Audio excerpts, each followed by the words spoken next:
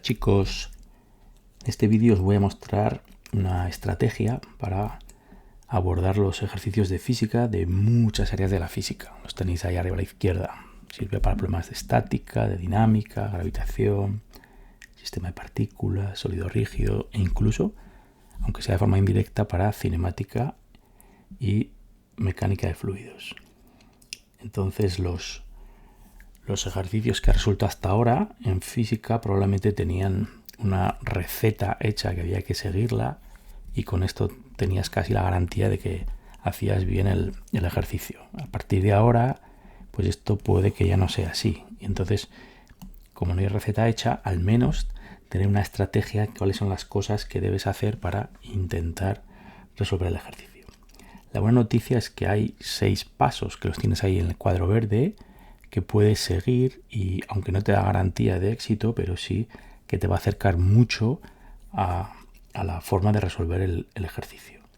Entonces vamos a repasarlos y algunos de los puntos los vamos a aplicar al problema que os traigo como ejemplo, ¿no? Que es un plano inclinado donde hay una polea y hay 2 masas, una más grande debajo, otra más pequeña, unidas por una cuerda, y hay rozamiento en todas las superficies, tanto en el suelo como entre los bloques.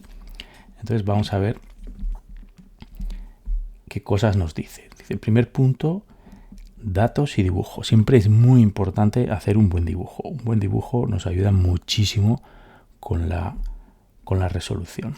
Y luego también saber cuáles son los datos que nos dan y qué son las cosas que nos piden, ¿no? Entonces, por ejemplo, en este caso, los datos pues nos están dando la masa, la otra masa, nos dan mu y asumimos que conocemos mu, coeficiente de rozamiento estático, y asumimos que conocemos g, es decir, el valor de la gravedad en la superficie terrestre, donde siempre vamos a estar por defecto, ¿no? Y la pregunta que nos hacen es hallar el valor del ángulo que forma el plano inclinado con la horizontal, el ángulo máximo tal que el sistema no se mueva, es decir, esté en reposo. Eso es lo que nos pregunta este ejercicio. Entonces ya tenemos los datos, que los tenemos ahí, sabemos que nos preguntan y tenemos un buen dibujo. Fijaos que pongo dibujo con letras, es decir, os han dicho a lo mejor que m vale 20, que m pequeña vale 10, que el mu vale 0,2, pues si quieres puedes añadirlo, pero para resolver vamos a utilizar siempre letras. Es muchísimo mejor, aunque al principio te va a costar adaptarte, pero medio a largo plazo es que no hay color. Es muchísimo mejor trabajar con letras por razones que veremos también al final del vídeo. Bueno, después que ya tenemos el paso 1. Por cierto, este ángulo siempre píntalo más o menos como a 30 grados, como está representado aquí, ¿sí? Porque si lo pintas a 40, 50, luego es un lío saber si se trata del seno o del coseno cuando tienes que descomponer fuerzas en los ejes. Entonces es un truco que funciona muy bien. Siempre píntalo a 30 grados, pero nunca a 45. Los dibujos que son así, luego es que es un lío saber si se trata del seno o del coseno. Claro, todo esto son recomendaciones, luego pues haz lo que quieras, ¿eh? Pero esto, después de haber hecho muchos ejercicios, funciona bien. Segundo punto muy importante y que mucha gente se olvida, que es elegir el sistema en el que nos vamos a fijar, es decir, el conjunto de elementos que vamos a considerar. Por ejemplo, aquí veis que tenemos 2 masas y una polea. Podríamos decir, mira, pues vamos a analizar qué sucede con esa masa pequeña de ahí arriba, ¿sí? Es muy importante hacer esto antes. ¿Por qué? Porque va a determinar lo que pasa después. De hecho, el punto 3, fijaos, dice pintar las fuerzas. Entonces, si hemos elegido la masa pequeña, la masa m minúscula como sistema, ahora ¿cuáles son las fuerzas?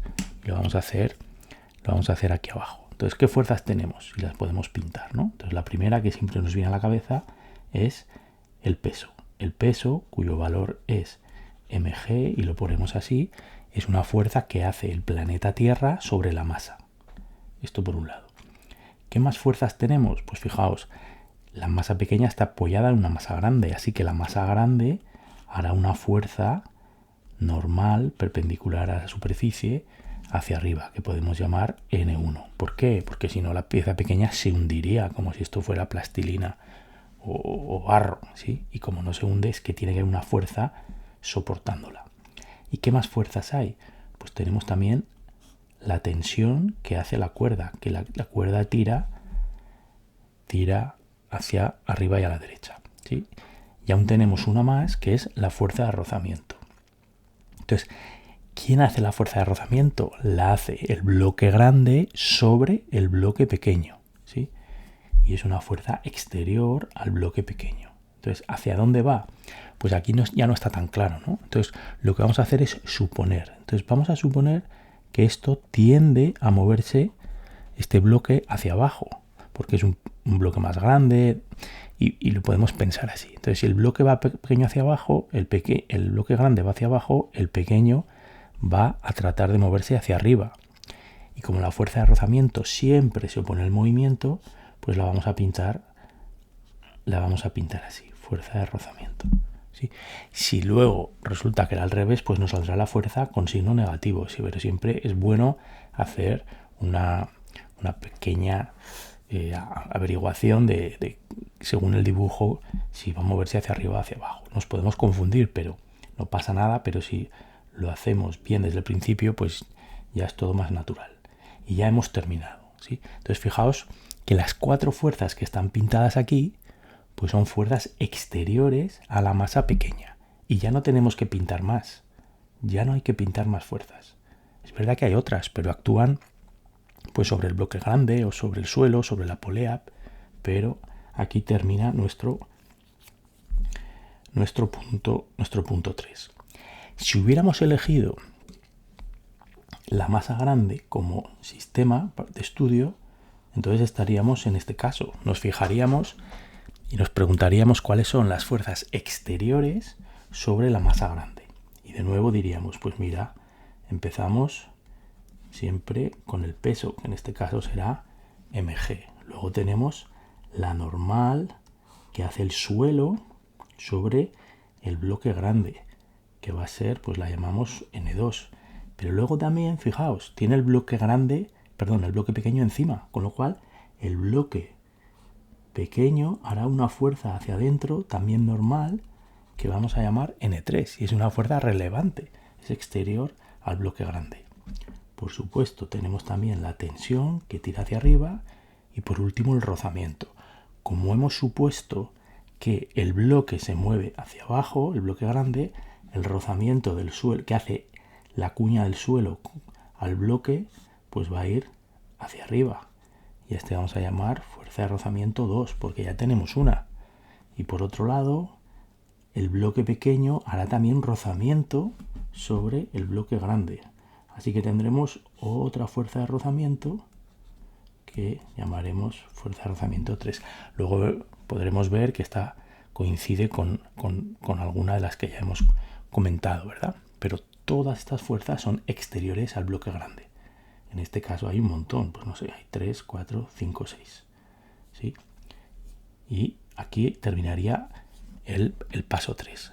Aún podríamos estudiar y considerar que nuestro sistema es la suma de los dos, es decir, es todo el bloque 1 más el bloque 2. Los dos juntos forman un sistema y los podemos analizar.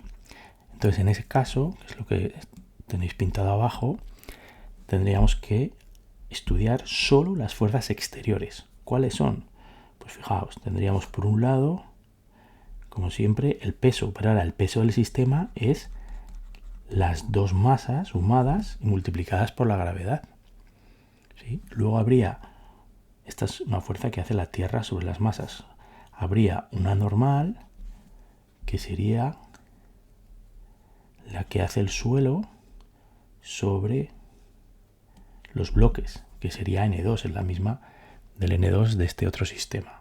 ¿Sí? Luego tenemos la tensión que actúa sobre el bloque grande, la tensión que actúa sobre el bloque pequeño, que las pongo iguales porque sabremos que son iguales porque la polea no tiene masa, Y después las fuerzas de rozamiento que hace el suelo sobre los bloques, que con el convenio, con la suposición que hemos hecho de que el bloque grande va hacia abajo, pues se va a ir hacia arriba. Y ya no hay más. Es verdad que aquí hay fuerzas, la que hace el pequeño sobre el grande y la que hace el grande sobre el pequeño, pero esas fuerzas son internas. Y como son internas al sistema que hemos elegido, recordad que el sistema que hemos elegido es el conjunto de las dos masas. Las fuerzas internas no se representan porque no son relevantes para resolver el ejercicio. Y este es un error muy común de mucha gente, ¿no? Con lo cual, pues ya hemos terminado. Aún podríamos estudiar, si por ejemplo nos preguntaran cuáles son las fuerzas que actúan sobre el eje de la polea, podríamos elegir la polea como el sistema de estudio, ¿no? Y entonces ahí podríamos pintar qué fuerzas actúan sobre la polea. Pues actúan, por un lado, la tensión de esta cuerda, por otro lado, la tensión de esta cuerda, que ya hemos dicho que son iguales, y luego actúan dos fuerzas más.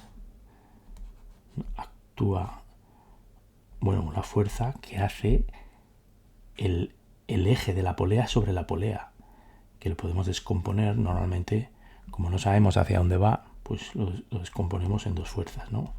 Una fuerza X y una fuerza Y. Y ahí tendríamos las tres fuerzas, que la tercera descompuesta son 4, actúan sobre la polea. Entonces, fijaos qué importante es el seleccionar los sistemas. ¿Cuál es la mejor forma de seleccionar sistemas? Hay que elegir el segundo, el tercero, el cuarto. Pues no hay una regla definida. Hombre, hay cosas naturales, ¿no? Pero no hay reglas escritas, ¿no? Por ejemplo, en este caso, usando los dos primeros, y hay que usar los dos primeros, no vale con uno, este y este, pues se resuelve completamente el ejercicio. Pero según las preguntas que te hagan, puede ser necesario usar este o usar este. Y a veces te dan la pista. Por ejemplo, para hallar la normal es más sencillo usar este esquema que el anterior. Y además todos son consistentes. Es decir, las ecuaciones que salen tienen que funcionar en todos los casos. ¿Sí? Bueno, pues hasta ahí el pintar las fuerzas exteriores. Luego, una que muchas veces no se hace, pero que en mi opinión hay que detenerse al menos las primeras veces. Luego ya cuando tenga soltura, pues da igual, ¿no? Y es que hay que elegir los ejes bien. Normalmente es buena idea elegir los ejes de tal manera que la aceleración del sistema que estáis considerando esté alineada con uno de los ejes, ¿no? Por ejemplo, aquí, pues en mi opinión tendría sentido que este fuera un eje y perpendicular a él, pues este fuera otro eje. Cuando planteas las ecuaciones del movimiento, pues utilizas estos ejes. Sin embargo, para el bloque de abajo, en mi opinión, esto como digo, no es obligatorio, pero en mi opinión ayuda mucho elegir, como el bloque va para abajo, elegir el X. ¿Por qué? Pues porque a nuestra cabeza le resulta más fácil pensar con números positivos que con números negativos. ¿Podríais haber elegido unos ejes, unos ejes así? Pues sí, pero todo se complica mucho, ¿sí? Todo se complica mucho porque hay que descomponer las fuerzas en los ejes, con lo cual en este caso habría que descomponer 1, 2 y 3 fuerzas, mientras que con estos ejes elegidos solamente hay que descomponer una de ellas y además, como decía, la aceleración va a ser solo aceleración en el eje X y la aceleración en el eje Y va a ser 0. Así que también muy importante elegir bien los ejes, con el criterio que os decía. Y ya estamos acabando. El siguiente paso 5, es plantear las ecuaciones. Entonces, fijaos, aquí las ecuaciones, pues siempre enseguida vienen a la cabeza ecuaciones de Newton, que las tenéis aquí, o bien ecuaciones que tienen que ver con la energía. Las ecuaciones de la energía, al final, son siempre una versión, son esta o una versión simplificada de esta, ¿no? Entonces esto es más extraño. ¿Qué nos dice aquí? Nos dice que la variación de la energía mecánica es igual al trabajo de las fuerzas no conservativas. Es decir, de las fuerzas de color azul que hemos pintado, pues siempre se cumple eso. Por ejemplo, en este ejercicio, las fuerzas no conservativas son la fuerza de rozamiento. Entonces, con esta expresión podemos hallar una ecuación. A lo mejor no es necesaria y con las ecuaciones de Newton es suficiente. O a lo mejor las de Newton no nos ayudan a resolver y hay que usar las de la energía.